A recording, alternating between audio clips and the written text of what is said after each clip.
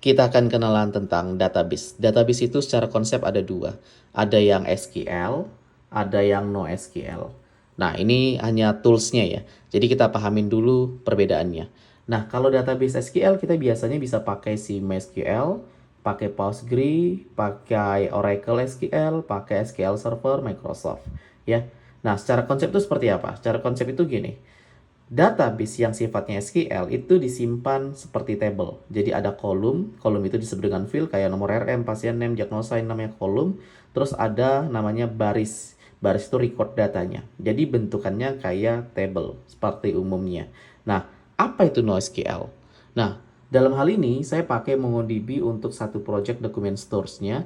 Nah, MongoDB ini NoSQL yang sifatnya datanya tidak terstruktur kayak table gini, datanya bisa berubah-ubah. Oke, kita demokan aja. Contohnya gini. Misal ini sama ya, saya kirim di body-nya itu ada nomor RM, pasien, dan diagnosa. Secara konsep sama nih ya, nggak ada bedanya. Terus ini saya kirim, oke, datanya berhasil dibuat. Terus kita cari datanya, oke, ini datanya. Tampil ya. Datanya sama ya, lebih kurang. Tapi bedanya gini. Misal, ketika pasien ini ya, khusus pasien yang misalnya RM-nya 23 deh. Namanya misalnya Budi aja. Oke. Selain kita isikan diagnosa, dia misalnya ada penunjang medis. Jadi dia ada lab-nya, KLC, contoh aja ya. Nah, kalau sudah kita jalanin lagi. Oke, kita find lagi. Nah, di sini terlihat ya bahwasannya si Budi ya pasien kedua itu punya pemeriksaan lab beda dengan si Anto Budi yang tidak ada labnya dan ini tanpa relasi. Pahamin ya. Jadi ini tanpa relasi gitu.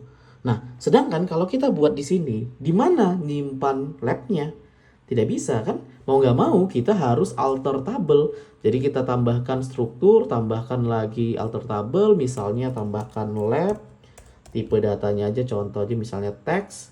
Dah, mau nggak mau ketika nanti kita punya data yang kedua, misalnya ini samakan aja Budi, ini terus di sini contohnya dia ada cek darah lengkap misalnya DR sama gula darah GLC contoh glukosa.